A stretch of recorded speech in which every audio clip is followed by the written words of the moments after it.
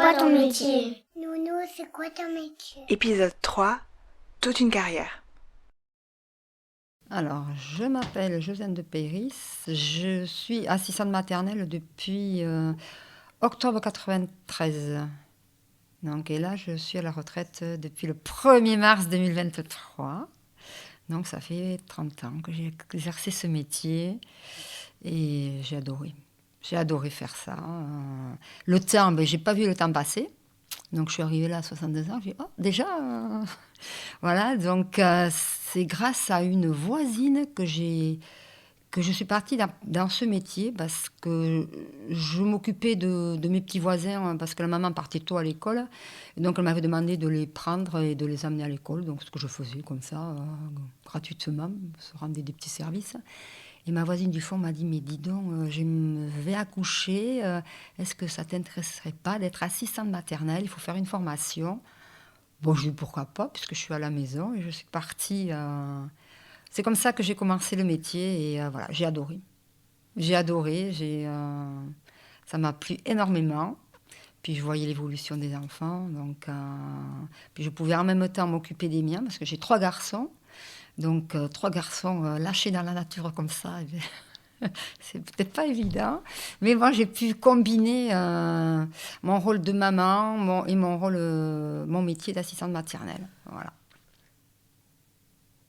J'ai eu travaillé, j'ai eu fait des petits boulots dans des entreprises, mais rien de... Voilà, c'est quand j'ai eu à la naissance de mon premier enfant, j'étais en arrêt de travail, donc j'ai gardé Yannick. Et Johan est arrivé après, donc je suis restée ma mère au foyer. Et quand on a déménagé à Gosse et quand Florian est arrivé, 3 enfants, donc reprendre du boulot. Mon mari me dit, il vaut mieux peut-être que tu gardes, que tu t'occupes de tes enfants, ce que j'ai fait. Et du coup, à 32 ans, j'ai eu la possibilité de faire une formation pour être assistante maternelle à mon domicile, ce qui m'intéressait énormément, de rester au domicile et de pouvoir combiner le tout. Et voilà, donc du coup, l'aventure est partie comme ça. Pour la formation, ça fait 30 ans déjà, donc on a eu ça m'a permis déjà de sortir de chez moi. Et ça, j'ai trouvé très bien de partir, d'aller... puis tu apprends, la formation, il y a tout dedans. Hein. Tu as tout ce qui est administratif, et puis après, le rôle, ton métier d'assistante maternelle en lui-même. Parce qu'en fait, il y a l'administratif, il y a 30 ans, quand tu gardais des enfants, les parents n'avaient pas l'impression d'être employeurs. Donc pendant des années, c'est moi qui ai fait le côté administratif. Il y a ça. Et ça a évolué. Voilà, ça a énormément évolué. Et avec une collègue, Carole, qui m'a parlé du logiciel Topasmat, là, ça a été une libération. Et alors, il n'y a pas longtemps que je l'ai, ça fait 4-5 ans, je pense 4 ans que je l'utilise. Ça a été une libération, ça. L'administratif, normalement, il y a un contrat. Et en fait, au début de ma carrière, il n'y a jamais eu de contrat. C'était par voie orale. Il n'y avait pas de contrat. Donc, par contre, le bulletin de salaire, les parents te disaient mais moi, je ne sais pas faire, tu peux faire le bulletin de salaire. Donc, en fait, je crois que pour la plupart, sauf un parent qui faisait son rôle d'employeur, tous les autres, pendant des années, tous les mois. Donc, quand tu gardes 6 enfants, c'était pas à temps plein les 6, mais quand tu as 6 enfants, tous les mois, tu passes une journée à faire tous les bulletins de salaire aux employeurs. Bon, après, ils te faisaient confiance. Hein. Il y en a, ils te faisaient confiance pour les heures. Donc là, tu te rends compte que franchement, les employeurs te font confiance pour que tu puisses faire les bulletins de salaire. Et ça, c'est vrai qu'à un moment donné, ça peut peser, je pense. J'ai jamais eu trop de soucis avec les parents employeurs, mais c'est vrai que ça, à un moment donné, il n'y avait plus le rôle de parent-employeur. Quoi. Ils savaient pas ce que c'était qu'employeur. Donc, il y a des choses, les congés payés, alors ça a été une révélation avec Topasmat, où on s'est rendu compte que nous avons perdu beaucoup d'argent.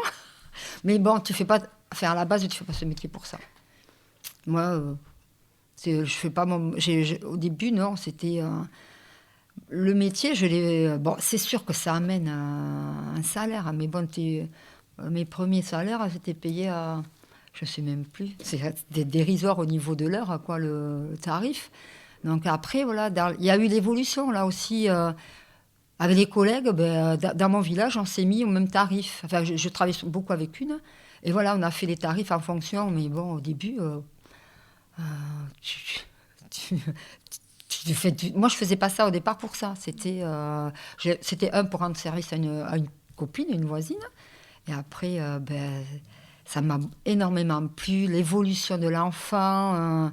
Il arrive tout bébé, puis il repart, salut nounou, il marche, il parle, et il fait pipi tout seul, il part à l'école, et puis voilà. Donc, et puis tu as des retours des fois où moi j'avais des retours où des parents qui me disaient oui, quand ils ont su que c'était bon, qu'ils arrivaient de chez toi, la maîtresse savait très bien. Qui connaissait les couleurs, qu'au niveau voilà, motricité, il se débrouillait, il savait tenir un crayon. Voilà, mais ça te valorise, quoi, ça te fait plaisir d'avoir le retour aussi de après. Parce que quand ils partent à 3 ans, moi, j'ai eu la chance de beaucoup les avoir. Ils étaient du village ou d'à côté, donc je voyais les parents, je savais comment ça se passait après. Mais il y en a certains, à 3 ans, ils sont partis, mais tu sais plus, tu sais pas si ça a aidé, s'ils continuent bien, s'il y a eu des difficultés. Et les temps passerelles, pour ça, c'était super. Alors, les temps passerelles, c'était l'année des 3 ans. Tu partais sur un mois, une fois par semaine, à l'école, à la maternelle où allait l'enfant. Et tu allais dans la classe, tu amenais l'enfant et puis tu voyais évoluer, tu voyais... voilà, c'était une finalité.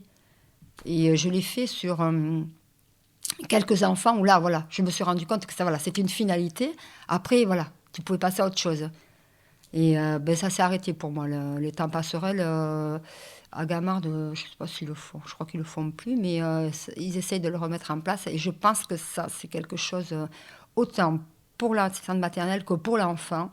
Il voit que Nounou vient avec lui dans un nouvel endroit. Et je pense que ça, comme il a confiance en Nounou, et que Nounou vient dans cet endroit, je pense que voilà, c'est plus facile pour lui. De continuer le chemin de sa petite vie. Voilà. Ma collègue disait, voilà, l'observation aussi, quand tu observes l'enfant, dans sa façon de... déjà dans sa façon de marcher. Tu vois, par exemple, moi j'avais un petit garçon qui s'appelait Hugo. Quand il est arrivé, je ne me rappelle plus, il marchait pas ou il marchait, je ne sais plus s'il marchait ou s'il marchait. Et en fait, je me suis rendu compte qu'il marchait beaucoup sur la pointe des pieds. Et ça m'a interpellée. Et donc j'en ai parlé, voilà, tu vois, la façon de se mouvoir, de marcher, de s'asseoir. Et là, quand tu regardes, tu te dis, la façon de marcher sur la pointe des pieds, déjà, ça m'a interpellée. Donc j'en ai parlé à la maman. Je lui ai dit, il y a quelque chose il doit y avoir quelque chose à voir avec ton docteur. En fait, voilà, il a passé des radios au niveau des tendons pour voir si c'était pas trop tendu. Donc, en fait, c'est pas ça. C'est que c'était un enfant qui était hyperactif. Voilà. Donc, c'était une façon de, voilà. Mais voilà, avec la maman, on a discuté, on a communiqué. Elle savait, elle avait ça derrière sa tête. Elle savait qu'il y avait quelque chose, mais elle a eu confirmation. Une confirmation et donc du coup elle a pu mettre en place des choses pour Hugo. Voilà, donc il faut observer, il n'y a pas que le côté comment dire, que le côté faire le côté scolaire, leur faire apprendre voilà, les couleurs et tout ça. Il y a l'observation aussi qui est très très importante.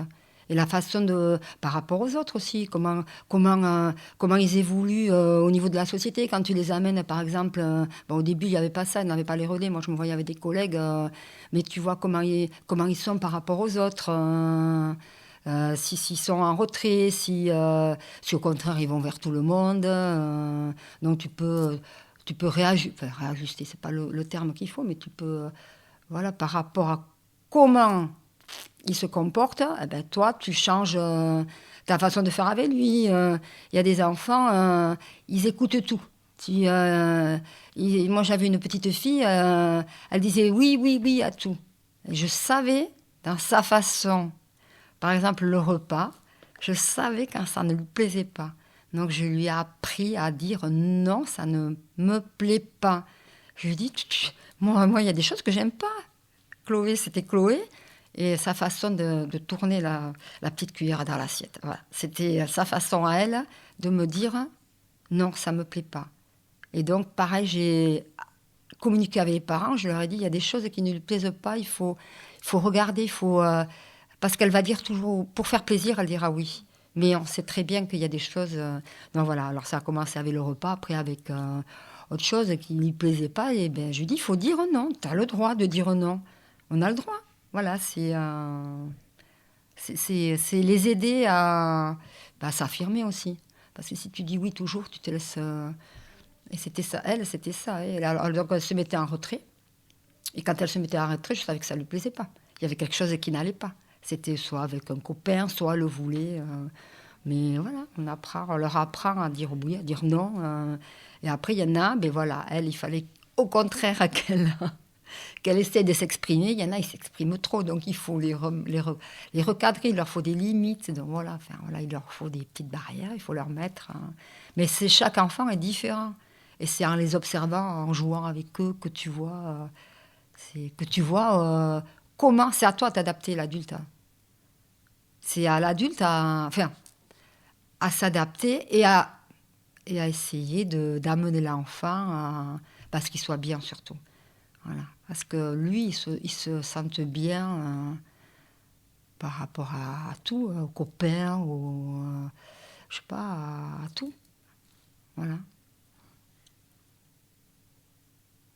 On a un rôle très important parce qu'en fait, des fois, on voit l'enfant beaucoup plus que les parents. Sur la journée, j'ai par exemple un petit voisin, je l'avais 10 heures par jour. En fait, il me l'amenait pour le petit déjeuner et le déjeuner.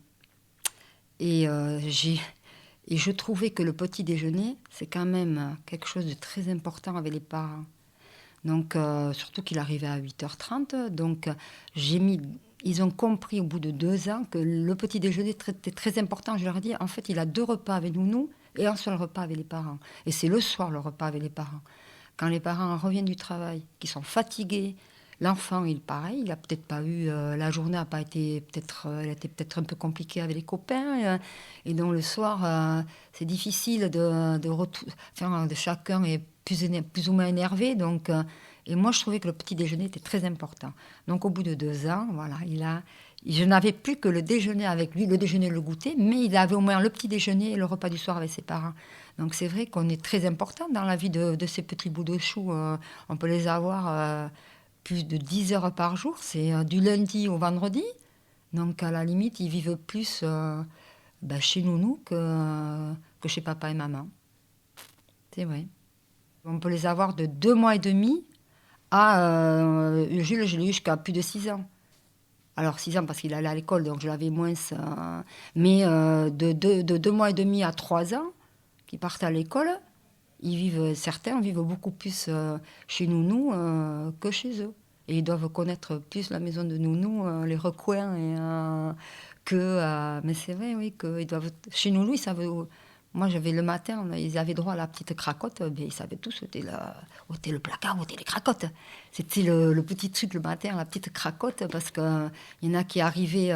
moi, j'ai vu garder une petite fille qui arrivait à 4 heures du matin, 5 heures même, 5 heures. Et 4 heures une fois par mois. Mais donc, quand elle prenait... alors, elle se rendormait, mais elle se réveillait à 7 heures, donc le petit-déj, le biberon. Mais après, à 10 heures, elle avait besoin de donc, la cracotte. Donc, je demandais aux parents. Ça, c'est un accord avec les parents. S'il y en a de la collation, ils ne veulent pas. Mais bon, j'expliquais que chez nous, la 3/4 avait la collation. Donc, ça passait très bien. C'était juste une cracotte avec un peu d'eau. Et voilà. Mais ils savaient tous où était les cracottes, le paquet de cracottes dans le placard, c'était à cet endroit. Et voilà.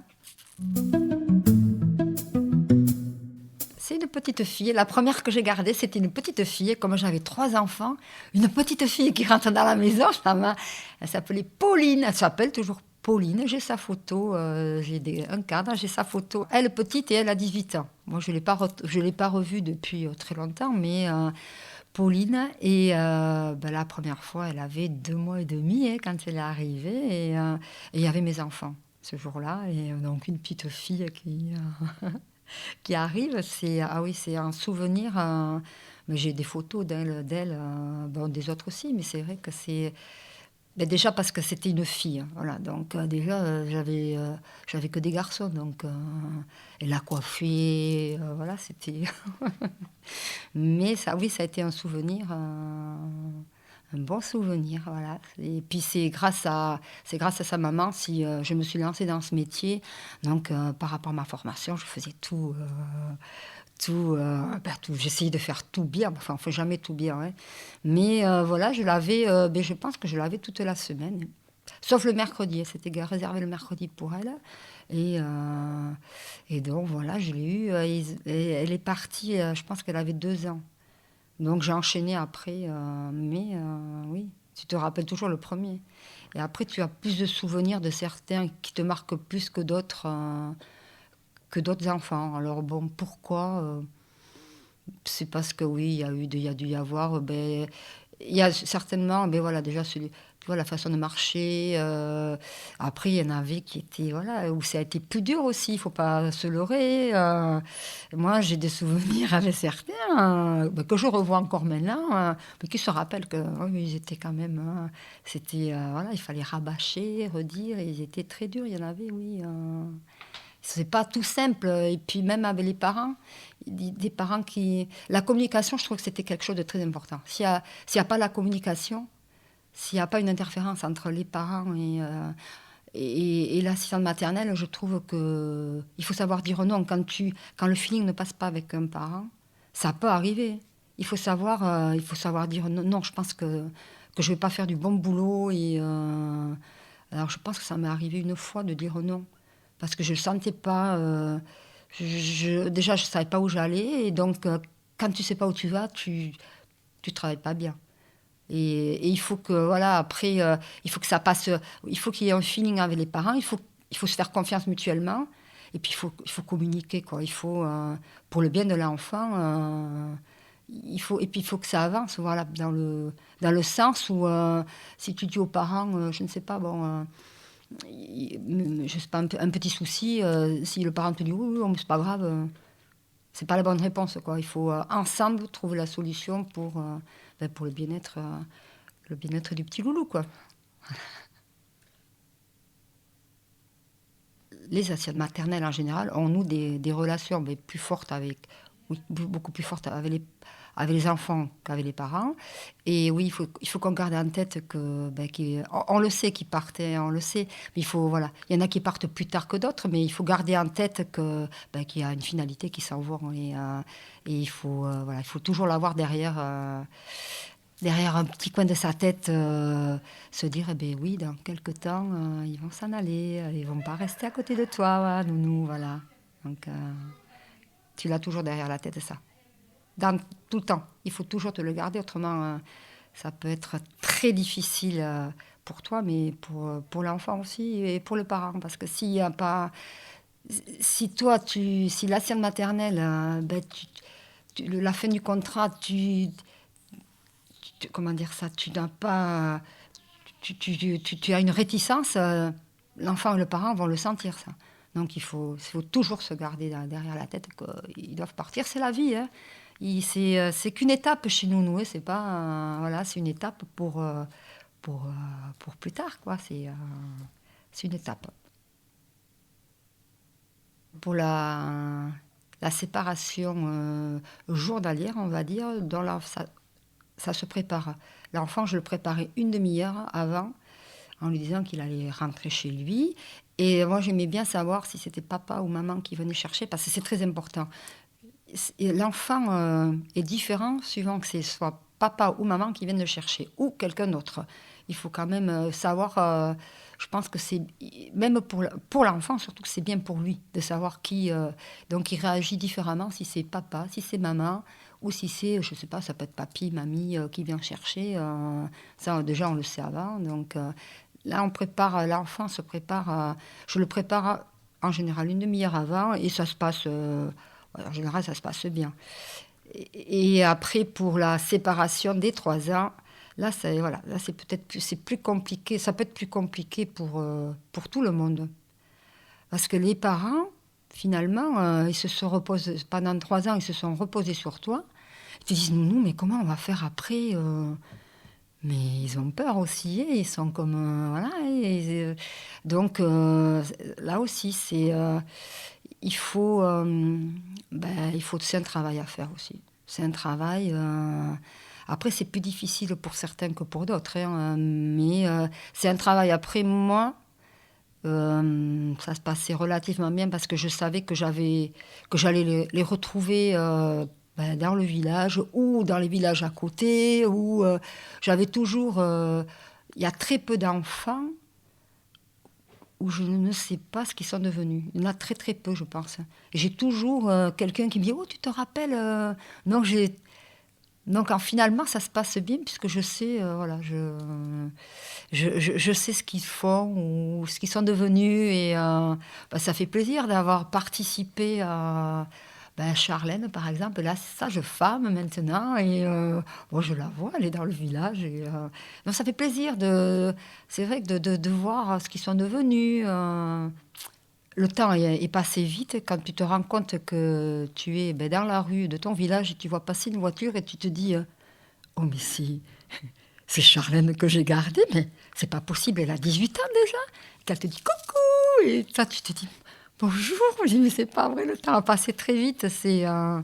Voilà, tu te dis là waouh, 18 ans déjà, elle conduit et bon, le temps est passé, tu l'as pas vu passer.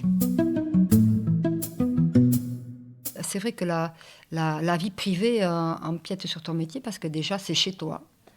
Donc, moi, au départ, j'avais mes 3 garçons à la maison. Donc, il a fallu que je demande pour la sieste si ils m'autorisaient à avoir un lit supplémentaire, des lits parapluies qui étaient autorisés à l'époque. Si l'enfant pouvait dormir, le bébé pouvait dormir dans leur espace. Donc ça m'a été autorisé par mes enfants, sauf mon aîné pendant 4 mois qui m'a dit, à l'époque il était parti, il était interne. Donc pendant 4 mois, je n'ai pas eu droit à ce qu'un enfant dorme dans sa chambre. Donc il a fallu faire différemment. Donc je me suis arrangée différemment pour faire dormir les enfants les après-midi. Et au bout de 4 mois, il m'a dit c'est bon, ils peuvent redormir dans ma chambre. Alors je ne sais pas pourquoi, j'ai jamais su. Mais il était ado, alors voilà, c'était l'adolescence. Et après, voilà, j'avais des jeux pour les enfants que j'accueille. Et les jeux de mes enfants, voilà, c'était leur espace, c'était leur jeu, ils ne touchaient pas. Voilà. C'était, oui, il fallait faire... il faut faire la... Mais tu ne peux pas faire... ils sont dans ta maison, donc après, je sais qu'il y a des assistantes maternelles qui ne... Il y a des pièces qui étaient inaccessibles aux enfants. Moi, non. Tout était accessible aux enfants que je gardais. Donc, de ce côté-là, tout le monde était OK. J'avais demandé, voilà, tout le monde était OK. Sauf pendant 4 mois, comme je te dis, où il n'y a pas eu accès à la chambre de Yannick. Mais autrement, ils avaient accès à tout. Et après, ça a été plus facile, évidemment, quand les enfants sont partis. Là, c'était plus simple. Mais on est arrivé à gérer, ça a été. Même avec mon mari, de toute façon, on ne les voyait. Finalement, mon mari partait à 6h30 le matin, il rentrait tard, donc il ne voyait pas les enfants, sauf pendant les vacances. Et après, quand il est rentré plus tard, à 17h30, oui, là, il les voyait. Et donc, il avait des surnoms. On l'appelait Police, parce qu'il s'appelait Philippe, alors ils n'arrivaient pas à dire le prénom, donc ça a été Police, ça a été... il y en a Foufou, parce que c'est vrai qu'il les faisait jouer, Et le peu de temps, et, il ne savait pas les faire poser. Donc, je préférais que quand il n'était pas là, parce que les 3 dernières années de mon activité, mon mari était à la retraite. Et pour les repas du midi, c'était un peu plus compliqué à gérer parce qu'il les faisait beaucoup rire. Donc, le repas était parti dans tous les sens. Donc, il a fallu recadrer monsieur pour lui dire que le temps du repas, il fallait... on pouvait discuter, il n'y avait pas de souci, mais il ne fallait pas partir à chanter, à jouer, parce que l'enfant, voilà, c'était après du grand n'importe quoi, comme on dit. Voilà. J'ai eu le plaisir, j'ai 7 petits-enfants, j'en ai gardé 6 sur 7. Ça a été un plaisir, parce que ça m'a... je les vois régulièrement, et il a fallu faire la différence entre mamie et nounou. Donc, la plupart m'ont appelée Mamie Nounou. Parce que je leur expliquais que quand il y avait d'autres enfants que les cousins ou frères et sœurs, j'étais la nounou. Je les gardais en tant que nounou. Et c'est très bien passé. Donc, ils m'appelaient Mamie Nounou quand il y avait les autres enfants. Et quand on était dans le cadre familial, c'était Mamie, tout simplement. Voilà. Et ça a été un grand plaisir de les garder. Alors, sur ma carrière, sur mes 30 ans de carrière, au début, nous étions seuls, dans la maison. Voilà. On était... il n'y avait pas de communication avec l'extérieur, il n'y avait rien. Du coup, l'évolution, on s'est retrouvés avec des assistantes maternelles des villages à côté, on se voyait, donc on s'est vu en extérieur, on s'est vu sur mon village, on s'est vu sur les autres villages. Et après, on a essayé de faire un contrat de travail. Et puis, je pense que certains élus ont entendu parler de nous sur le canton de Montfort. Et c'est à ce moment-là que les élus nous ont rencontrés. Et c'est à partir de là, ils ont décidé de faire un RAMEP. Un RAMEP, c'est un relais assistante maternelle et parents-enfants. Enfants-parents, pardon. Et donc, c'était pour se retrouver dans un lieu avec cadré, tu vois, pas n'importe comment, avec une animatrice où tu n'as pas le matériel chez toi, tu n'as pas tout le matériel des jeux que tu peux pas avoir, des activités que tu peux pas faire, que tu peux pas faire chez toi.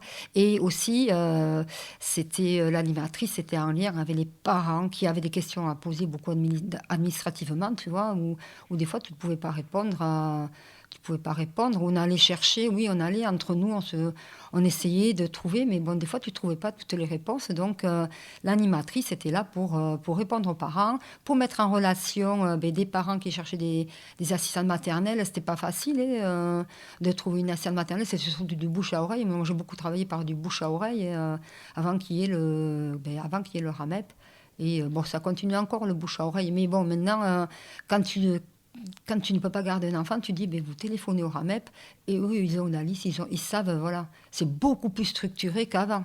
Et on se sent plus accompagné. Et quand on a un souci avec un parent, on peut se tourner vers l'animatrice. Avant, tu avais un souci avec un parent, comment tu faisais? Tu avais des collègues, mais c'était pas facile du tout. Tandis que là, et puis voilà, on pouvait sortir. Et moi, ma façon de sortir, c'est que je suis allée dans les associations. Je suis toujours dans des associations. C'était ma porte de sortie. Je n'étais pas tout le temps chez moi. Donc le soir, je pouvais aller. J'avais dans des réunions. Les associations m'ont aidé à m'équilibrer.